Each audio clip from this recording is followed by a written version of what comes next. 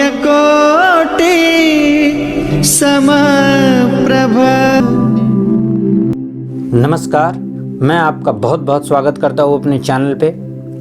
आइए, इस वीडियो में जो मैं चर्चा करने जा रहा हूँ वो एक महा उपाय है, जिससे अगर आप किसी कारण से अपनी कुंडली की विवेचना नहीं करवा पा रहे हैं तो और आपको ऐसा लग रहा है कि आपका भाग्य आपका साथ नहीं दे रहा है, तो ये एक ऐसा महा उपाय है जिससे आप अपने भाग्य को चमका सकते हैं। अर्थात चमकाने का अर्थ ये नहीं कि एकदम ज़मीन से आसमान में चढ़ा दिए, लेकिन जो भी भाग्य में बाधा है उसको कई हद तक ठीक किया जा सकता है। हालांकि देखिए, कुंडली की विवेचना के बाद ही ये पता चलता है कि आपकी कुंडली में कहाँ पर किस कारण से आपका भाग्य उदय होने से रुक रहा है, और उसकी नियमित रूप से उसका निवारण करवाने के बाद ही उसमें आ रही बाधाओं का निवारण होता है। लेकिन फिर भी कई लोग बोलते हैं कि गुरुजी कोई उपाय ही बता दीजिए, उसी को करके मैं ट्राई करूंगा। तो वो सार्वभौमिक रूप से मैं उपाय बता रहा हूं।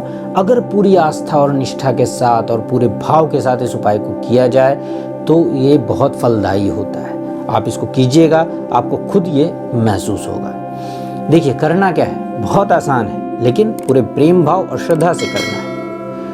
ये उपाय 7 शनिवार आपको लगातार करना है बिना गैप लिए। अगर गैप हो गया तो फिर से पहला शनिवार से ही स्टार्ट माना जाएगा। करना क्या है, शनिवार को सूर्यास्त के बाद, ठीक है, जब संध्या काल के समय एक नींबू लेना है, जिससे हम लोग नींबू का शरबत बनाते हैं, वही वाला नींबू, बिना दाग का हो, फ्रेश हो, स्वच्छ हो। उस नींबू को अपने साथ लेके जाना है। अपने घर के आसपास के 4 वाले रास्ते पर, अर्थात जहाँ पर 4 रास्ते एक साथ मिल रहे हो, वहीं पे जाना है।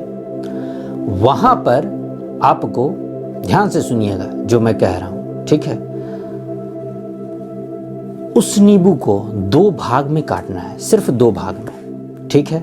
2 भाग में काटने के बाद एक भाग को दाहिने हाथ में रखिएगा, दूसरे भाग को बाएं हाथ में रखिएगा, ठीक है। अब करना क्या है, ध्यान से सुनिएगा कि आपको उस नींबू को, दाहिने वाले हाथ के नींबू को बाएं साइड फेंकना है, और बाएं साइड में जो आपने रखा था उसे दाहिने साइड फेंकना है। इस नींबू को फेंककर सीधे वहां से अपने घर चले आइएगा, ठीक है। सीधे अपने घर चले आइएगा, बिना किसी से किसी तरह की बात किए बिना, और बिना मुड़कर देखे बिना। और घर आने के बाद अपने जहाँ भी पूजन स्थल बना रखा है और जिस रूप में भी आप उन्हें ईश्वर को सबसे ज़्यादा मानते हैं, वहाँ पर अपने दुर्भाग्य को सौभाग्य में बदलने के लिए प्रार्थना करनी है, और फिर अपना नियमित जैसा जीवन जीते हैं आप वैसा ही जिएगा। हाँ, जिस दिन भी उपाय करें, मैंने हमेशा कहा है कि उस दिन वास्तविकता का पालन करें, अर्थात 7 शनिवार को आप वास्तविकता का पालन अवश्य करें, तभी ये उपाय ज़्यादा कारगर होता है। ये उपाय आप 7 शनिवार करके देखिए, मैंने बहुत ही चमत्कारी रूप से इसका काम होते हुए देखा है। बस पूरा विश्वास और पूरे धैर्य से होना चाहिए। ऐसा नहीं कि बस गुरुजी ने कह दिया तो कर देते हैं। वैसे करने से ईश्वर आपका भाव के भूखे होते हैं।